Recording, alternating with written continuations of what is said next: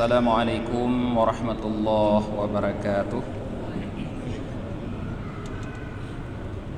Bismillahirrahmanirrahim. Alhamdulillahi rabbil alamin. Wabihi nasta'inu ala umurid dunya waddin. Asyhadu an la ilaha illallah wahdahu la syarika lah. Wa asyhadu anna Muhammadan abduhu wa rasuluhu la nabiyya ba'dah. Allahumma salli wa sallim wa barik ala Muhammad wa ala alihi wa sahbihi ajma'in, amma ba'd.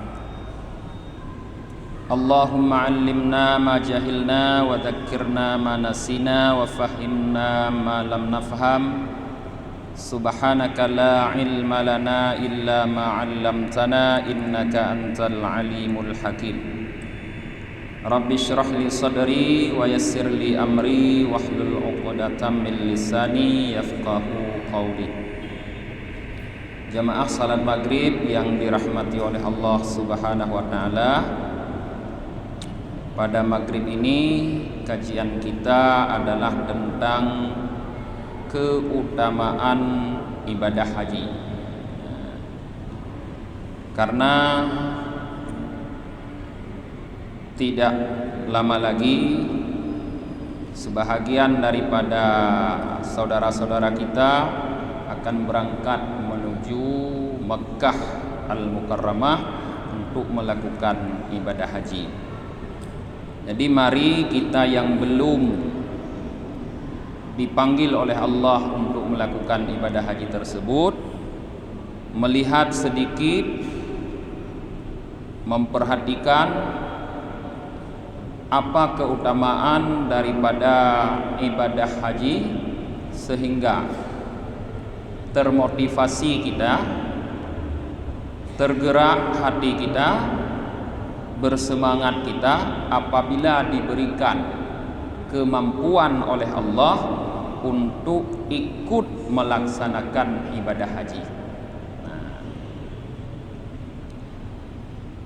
Yang pertama, marilah kita lihat sebuah hadis yang diriwayatkan dari Mujahid, dari Abdullah bin Abbas, semoga Allah ridha untuk keduanya. Beliau Abdullah bin Abbas berkata, kunna ma'an Nabi sallallahu alaihi wasallam di Mina. Kami sedang bersama Nabi sallallahu alaihi wasallam di Mina. Id aqbala ta'ifatum minal Yaman. Tiba-tiba datanglah sekelompok jamaah haji dari Yaman. Faqalu, lalu mereka berkata, fida'uka ummahati wa abai, akhbirna bi fadailil haji. Tebusanmu wahai Rasulullah, ibu-ibu dan ayah-ayah kami, ceritakan kepada kami tentang kelebihan-kelebihan ibadah haji. Qala, Rasulullah bersabda, bala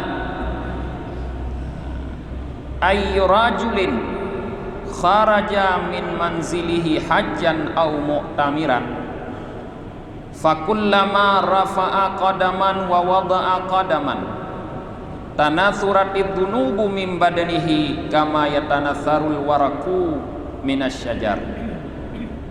Kata Rasulullah, baiklah,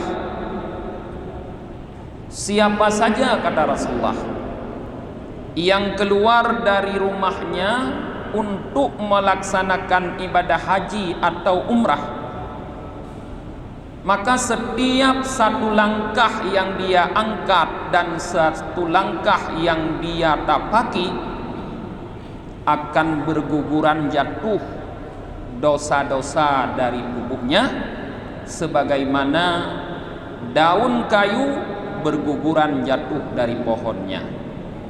Jadi para jemaah, ibadah haji atau ibadah umrah yang dilaksanakan itu dapat membuat dosa-dosa yang ada di tubuh kita jatuh berguguran sebagaimana daun kayu dari pohon, kata Rasulullah.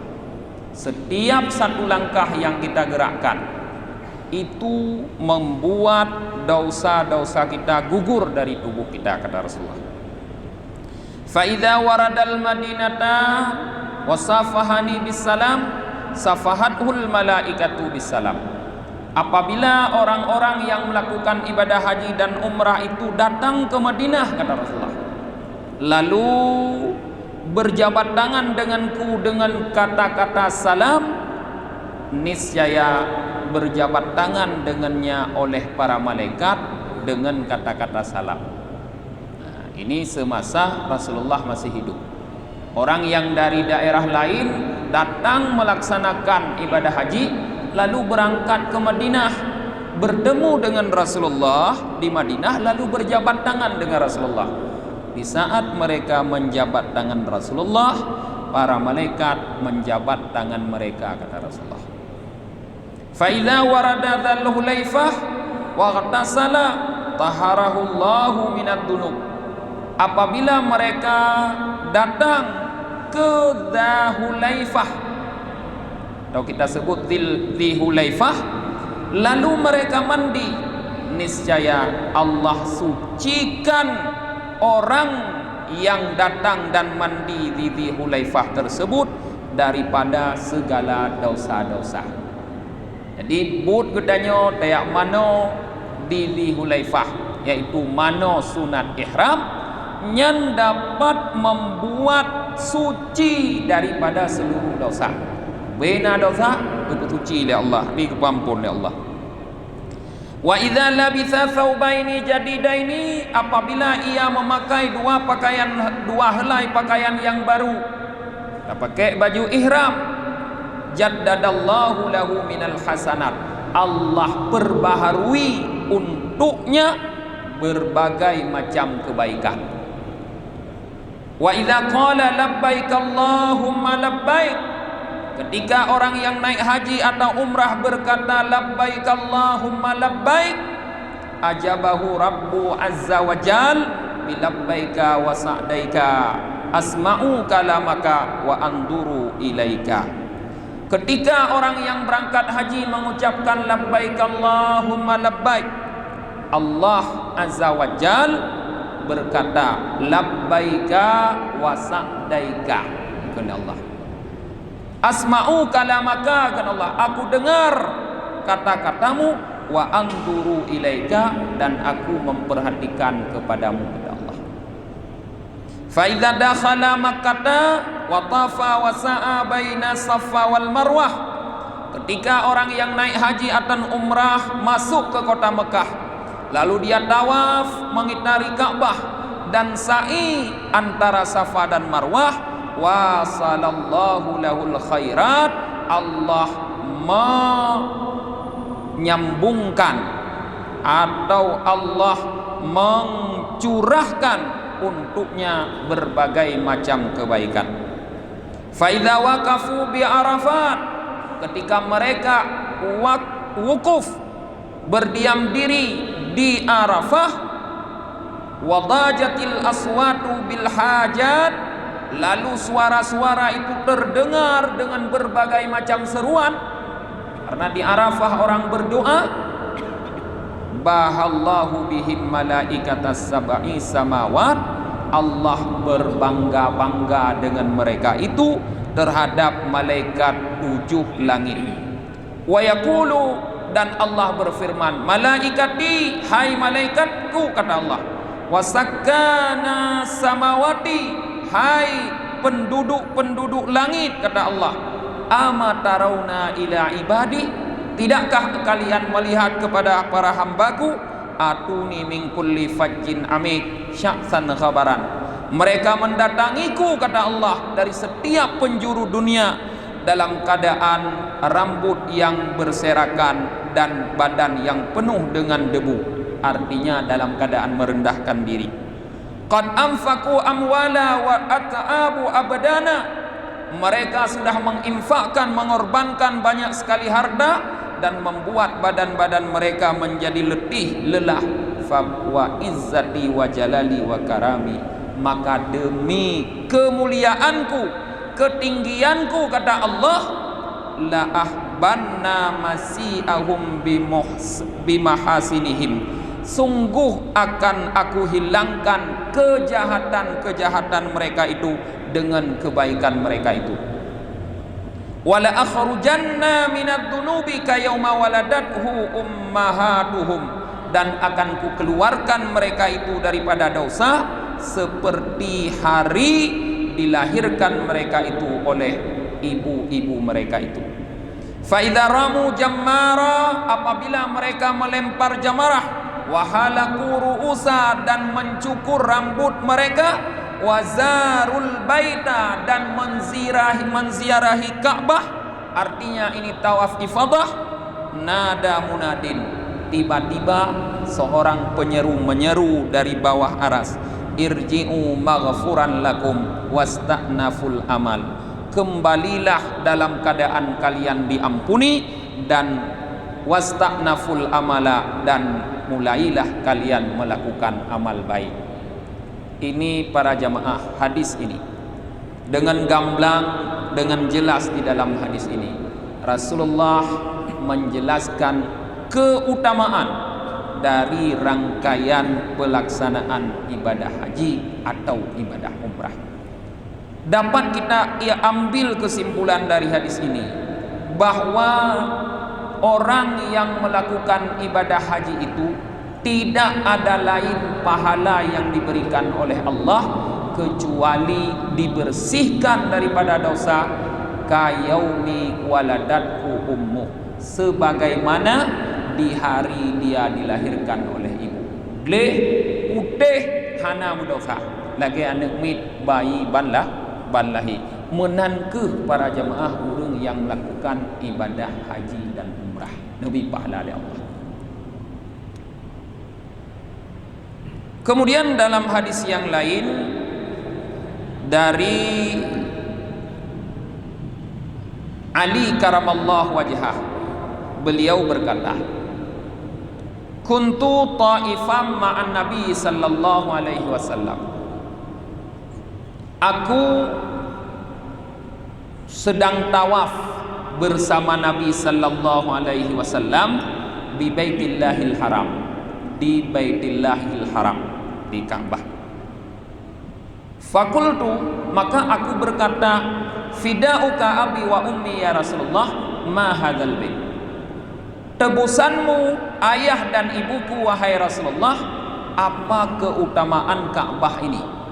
Sayyidina Ali negali informasi dari Rasulullah puatra keutamaan Ka'bah dibanding dengan rumah-rumah yang lain yang lainnya. Faqala li, lalu Rasulullah berkata kepadaku, ya Ali, wahai Ali, kata Rasulullah, assasallahu subhanahu wa ta'ala hadzal bait fi darid dunya kafaratan lidunubi ummati. Rumah ini, kata Rasulullah, maksudnya Ka'bah, dibangun oleh Allah di dunia adalah sebagai kafarah bagi dosa-dosa umatku. Maknanya pun para jamaah, Baitullah Ka'bah itu adalah tempat penyucian dosa. Tajak katanya ke Baitullah nyan tayak peglih dosa. Dosa akan menumpuk le katanya, cukup le ke pu ubut pu raya. Terus ke Baitullah kita melakukan ibadah haji atau ibadah umrah, maka seluruh dosa kita diampuni. Kata Rasulullah, rumah ini wahai Ali dibangun oleh Allah, assasallah, dibangun oleh Allah, kafaratan lidunubi ummati, khusus kata Rasulullah untuk kafarat, pengampunan dosa bagi umatku, untuk ampun dosa umat Muhammad. Fakultu, lalu aku berkata, kata Sayyidina Ali, fida'uka abi wa ummi, tebusanmu wahai Rasulullah ayah dan ibuku, ma hadzal hajar al-aswad, lalu apa keutamaan hajar aswad ini? Qal, Rasulullah bersabda, tilka jauratun kanat fil jannah ahbatahallahu ila dunya laha syi'a'un ka syi'a'i syam washtadda sawaduha wa taghayyara launuha lamma masadha aidil musyrikin. Hajar Aswad itu, kata Rasulullah, adalah batu mutiara yang dulu dia berada dalam surga, lalu Allah turunkan ke dunia. Di saat dia diturunkan dari surga ke dunia, Hajar Aswad itu bersinar seperti sinar matahari, terang benderang. Lalu dia berubah menjadi hitam, kata Rasulullah, menghitam, warnanya berubah menjadi hitam karena Hajar Aswad itu setelah disentuh oleh tangan orang-orang musyrik. Jadi Hajar Aswadnya para jamaah awai kon hitam. Dia adalah batu mutiara yang diturunkan oleh Allah dari surga. Artinya dia bukan batu dunia, kon jenis batu dunia, tapi jenis batunya surga yang diturunkan ke dunia. Sebenarnya dia bercahaya dulu seperti cahaya matahari, bersinar seperti sinar matahari sinarnya. Tapi karena disentuh oleh orang musyrik, karena Ka'bah itu sepeninggal Nabiullah Ibrahim dan Ismail lama sekali dikuasai oleh orang-orang yang musyrik. Mereka mensekutukan Allah dengan meletakkan berhala-berhala di dalam dan sekitar Ka'bah beratus-ratus tahun. Maka Hajar Aswad itu yang semula bersinar lama-lama berubah menjadi hitam karena kemusyrikan mereka. Nyo sama hati danyo, hati danyo dasarji bersinar bercahaya, dasarji kedanyo taturi Allah, dasarji kedanyo fitrah. Kullu mauludin yuladu alal fitrah. Semua anak-anak itu dilahirkan dalam keadaan fitrah, bersih, hati degleh kedanyo pun. Tapi duda hati danyo hitam laju pagon. Danyo kan orang musyrik tapi le dosa karena dosa. Begitu juga Hajar Aswad, kata Rasulullah, lama-lama warnanya berubah karena disentuh oleh tangan orang-orang musyrik. Jadi dalam hadis kedua dapat kita pahami para jamaah bahwa mendatangi Ka'bah itu adalah merupakan kafarat bagi dosa umat Muhammad. Dalam hadis yang lain dari Abbas bin Murdasi, anna Rasulullah sallallahu alaihi wasallam da'a asyiyata Arafah li ummatihi birahmah wal maghfirah fa aksaru doa. Rasulullah sallallahu alaihi wasallam pada sore hari Arafah, beliau banyak sekali berdoa untuk umatnya agar diberikan rahmat dan ampunan oleh Allah. Ataupun orang Arafah, Rasulullah sibuk dengan berdoa ke gedanyo agar keputuran rahmat ya Allah ke gedanyo, agar li Allah ke gedanyo ke ampun dosa. Fa ajabahu rabbahu bi anni fa'altu illa dalmu ba'dihim ba'da. Lalu Allah menjawab doa Rasulullah itu dengan mengatakan bi anni fa'altu, semua doamu wahai Muhammad aku terima, semua permintaanmu aku lakukan, kata Allah.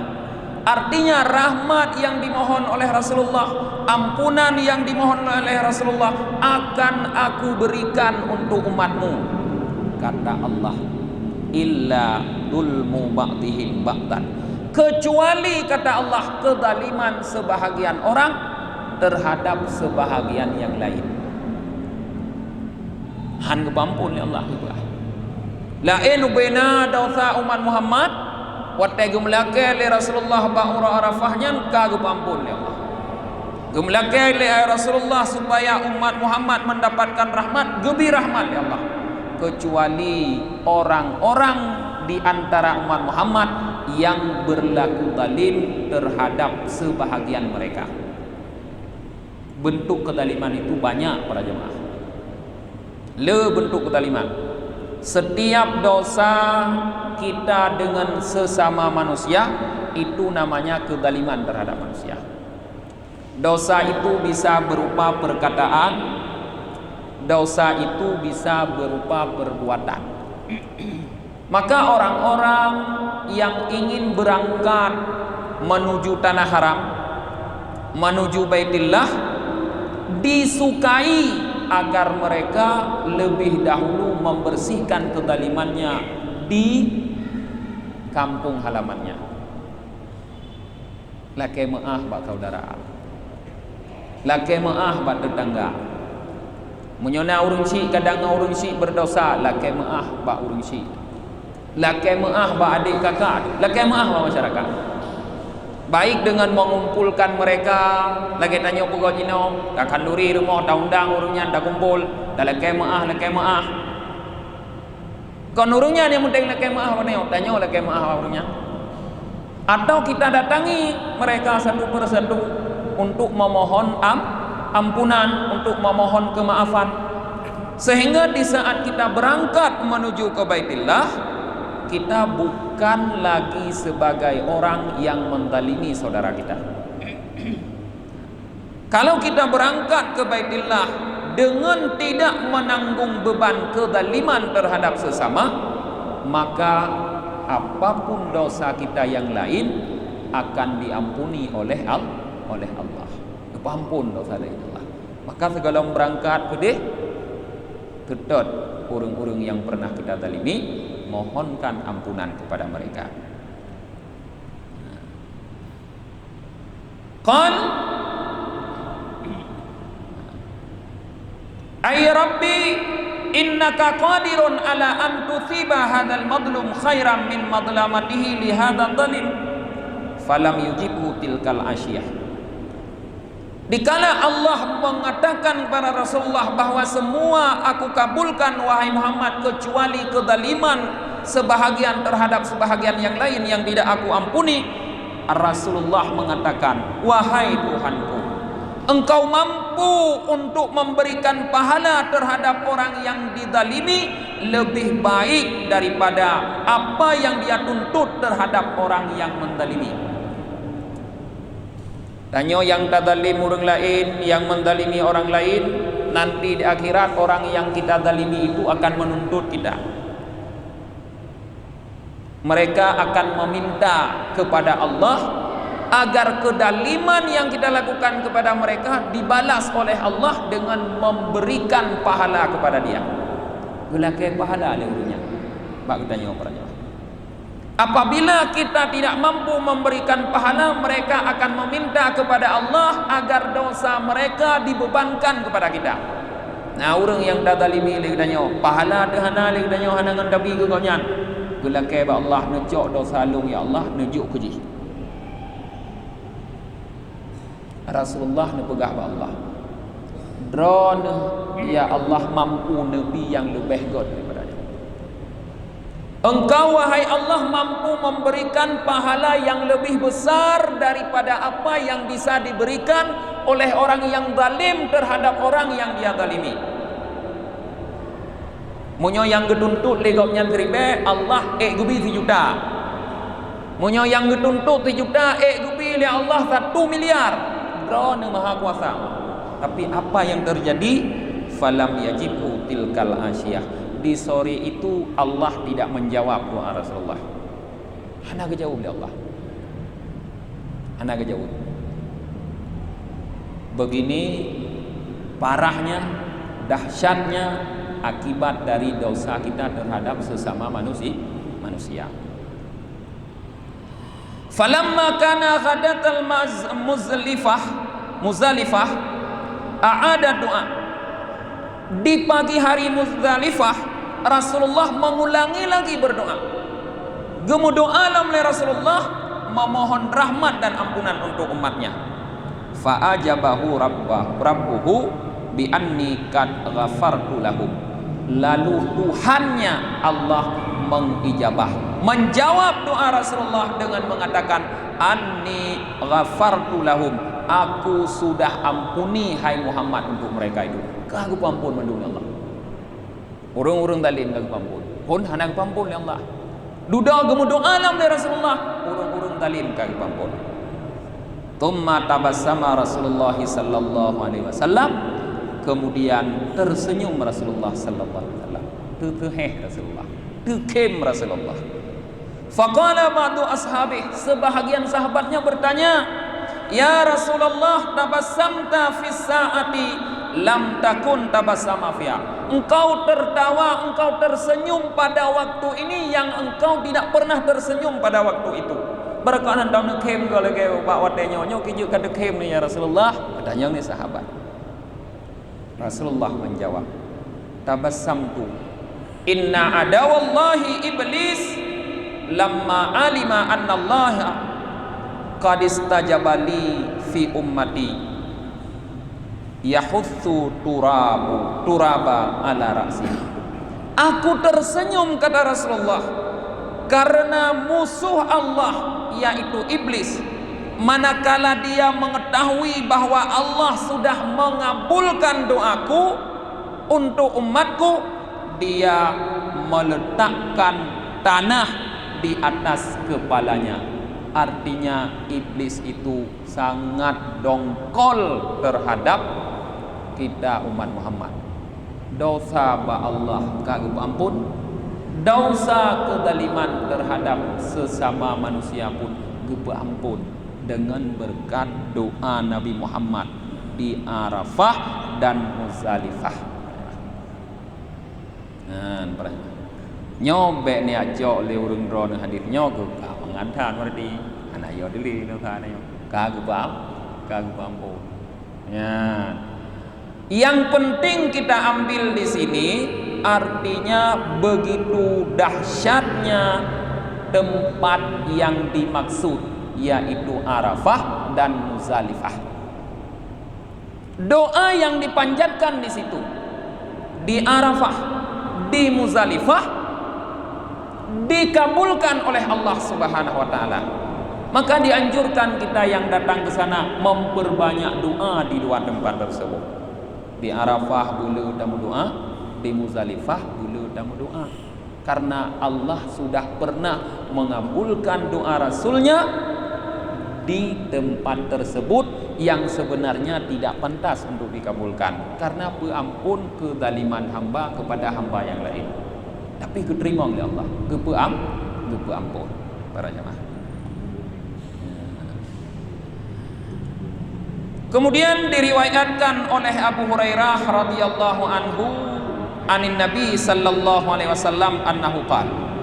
Abu Hurairah, semoga Allah ridha kepada beliau meriwayatkan dari Nabi sallallahu alaihi wasallam bahwa Nabi bersabda, man hajjal baita wa lam yarfath wa lam yafsuq raja'a kayaumi waladathu ummuhu.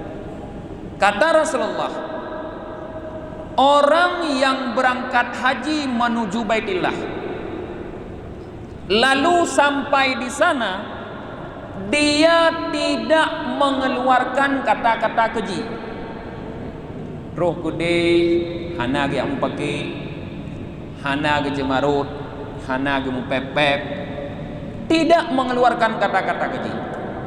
Walam yafsuk, dan tidak melakukan perbuatan fasik, yaitu bermaksiat, perbuatan-perbuatan yang merusak ibadah haji.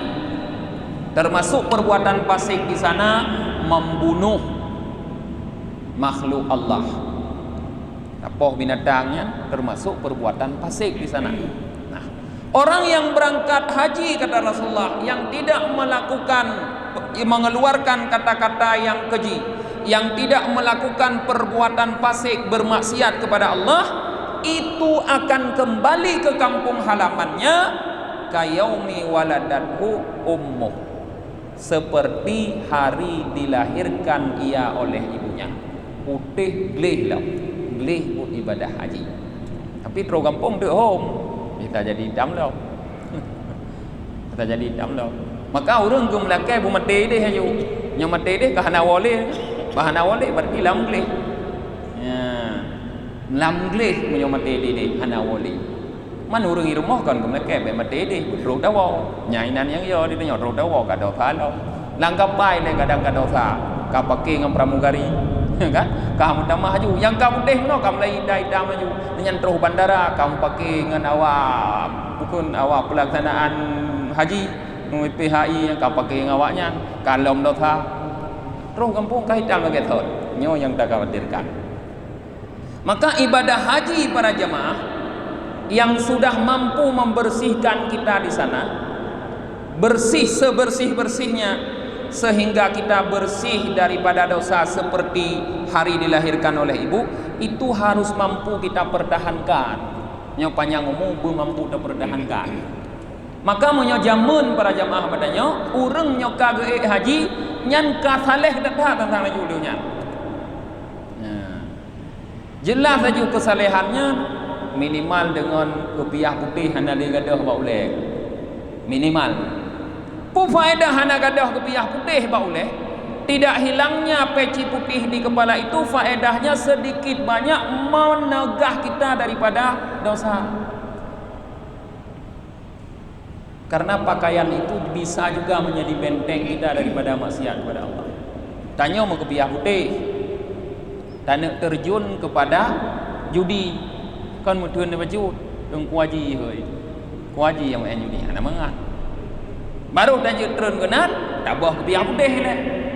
Jadi punya mampu dah pertahankan kopiah putihnya mampulah kita mempertahankan sedikit banyak kesucian yang kita dapatkan di tanah haram sana di Mekah maka pertahankan kalau kita sudah kembali jadi di sini ada dua yang disebutkan lam yarfas wa lam yafsuq tidak mengeluarkan kata-kata keji dan tidak melakukan perbuatan maksiat. Dalam Al-Quran Allah Subhanahu wa taala juga mengatakan seperti ini. Faman farada fihinnal hajja fala rafasa wala fusuka wala jidala fil haji. Heboh.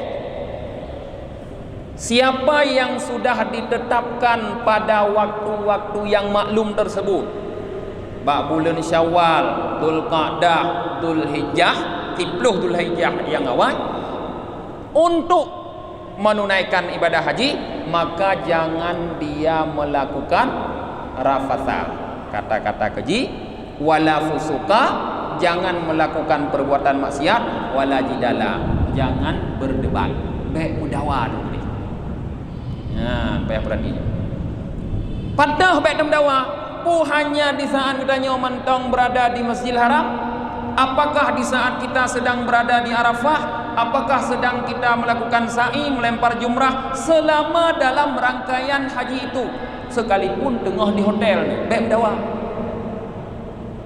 tapi na urang cerita doh dalam berangkat dalam na urang cerita urang dalam berangkat haji ino wate gejak kampung god ke dua rumah terus gudeh ka ceri dua ke ideh ceri nyo yang kop disayangkan wate gua kala ilain ino gagat terus gudeh ka kacri itu yang sangat disayangkan orang-orang yang sampai ke sana berdebat melakukan maksiat melakukan mengeluarkan kata-kata keji dia tidak mendapatkan pahala dibersihkan dari dosa sebagaimana dijanjikan oleh Rasulullah dan Allah Subhanahu wa taala merupa maka sia-sia beuk tun nyan ditanya wate terus gudeh adat kebiasaan yang naik kampung galak emosi bagah bengeh tun terus gede haji menan umrah menan nyo tidak pegah meno kan rezeki dakwah travel tentang handa dawa-dawa awaknya anda ibu bagi limau gede dawa terus kampung tu dawa ngawanya ideh baik mendawa menyetam dawa ideh gadah pahala hanya mendawa ina wa an Umar bin Khattab radhiyallahu taala anhu annahu qala diriwayatkan daripada Umar bin Khattab semoga Allah Subhanahu wa taala ridha kepada beliau berkata man ata hadzal bait la yuridu illa iyyahu fatafa bihi tawafan kharaja min dunubihi kayaumi waladathu ummuh. Nyamunau hadis Nabi nya Umar yang kun. Nepegah le Sayyidina Umar, siapa saja yang mendatangi rumah ini yaitu Ka'bah, dia tidak punya rencana lain di saat datang ke Ka'bah itu kecuali Allah. Ana rencana lain. Bedanya urang megok. Nah, awak driver megok nya rencana lain, rencana dagang nya, dagang megok. Awak angkat jak gede, nya beda rencana lain. Kepegah Sayyidina Umar, urang yang jak kenan Ka'bah yang hana rencana lain khusus untuk melakukan ibadah saja kepada Allah. Nyan urang nyan lalu mereka tawaf di Baitillah, keluarlah mereka daripada dosa-dosanya sebagaimana mereka keluar dari perut ibunya, sebagaimana mereka ada pada hari dilahirkan oleh ibunya.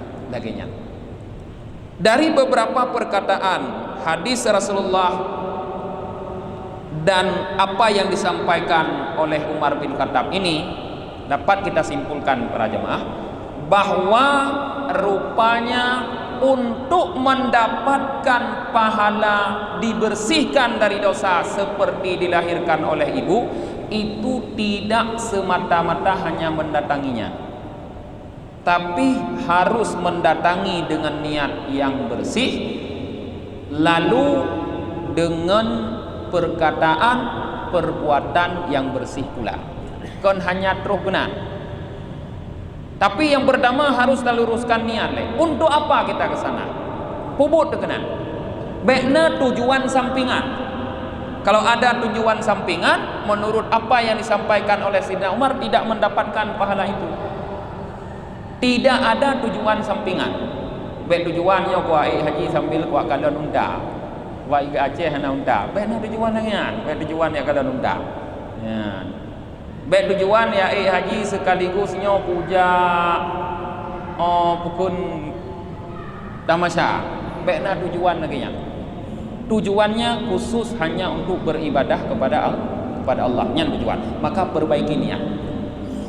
Sebagaimana disampaikan oleh Rasulullah dalam hadis riwayat Umar pula, innamal a'malu binniyat wa innamal likulli imri'in ma nawa. Hanya saja segala amal sebut dengan niat, dan segala amal itu sesuai balasannya menurut apa yang kita niatkan. Amal kita menjadi amal baik kalau niat kita baik. Nilai daripada amal baik itu pun sesuai dengan kebaikan niat.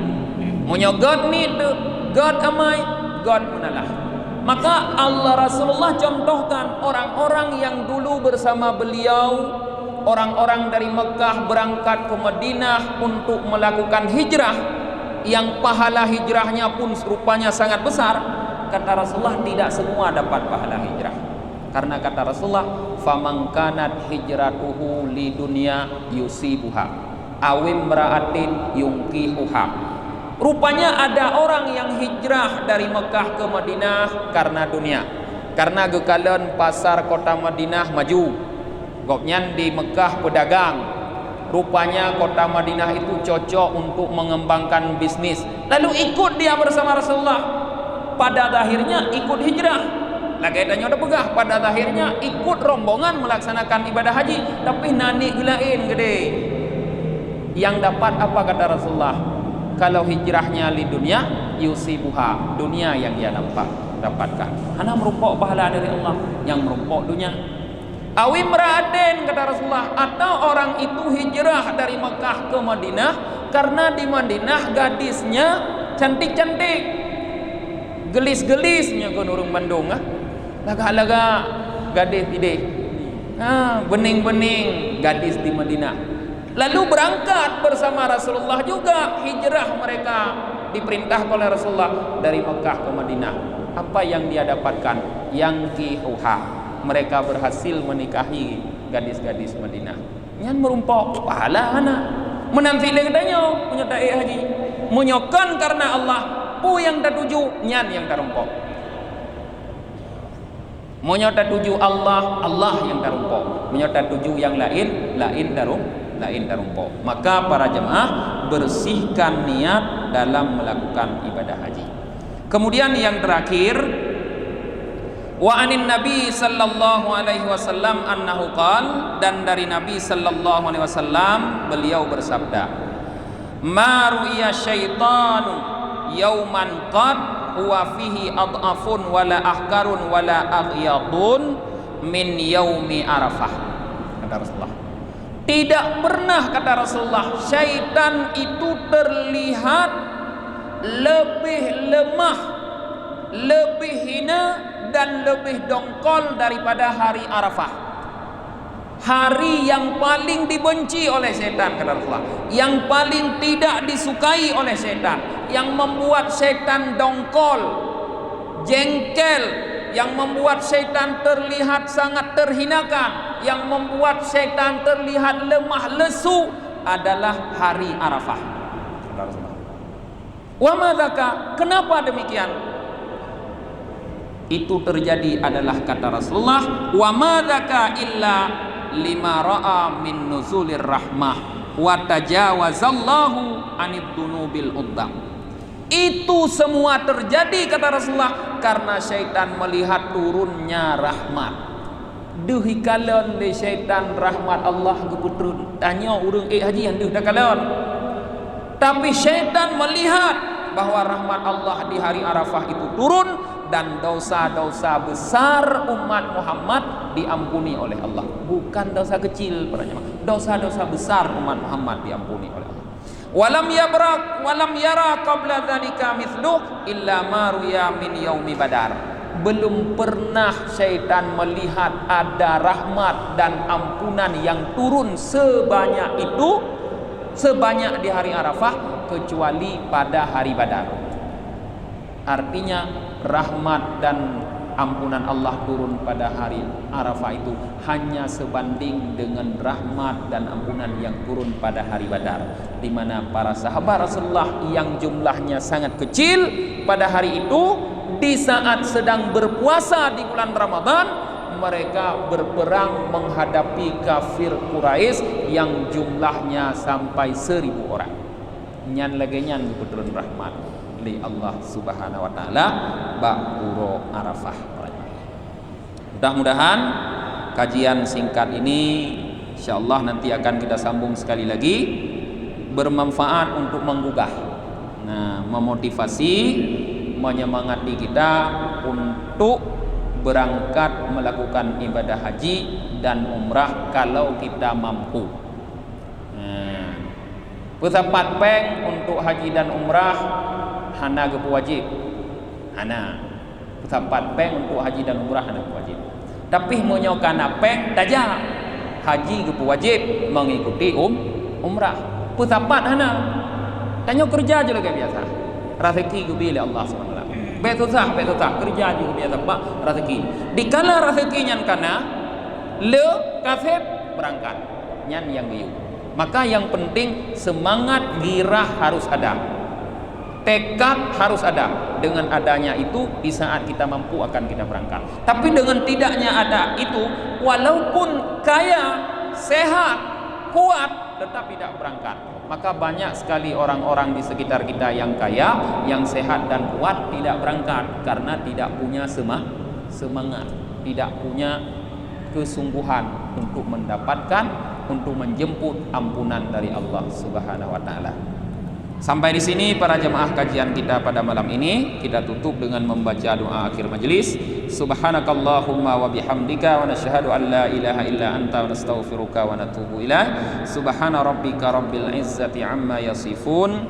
Wassalamun alal mursalin walhamdulillahi rabbil alamin. Sallallahu ala Muhammad.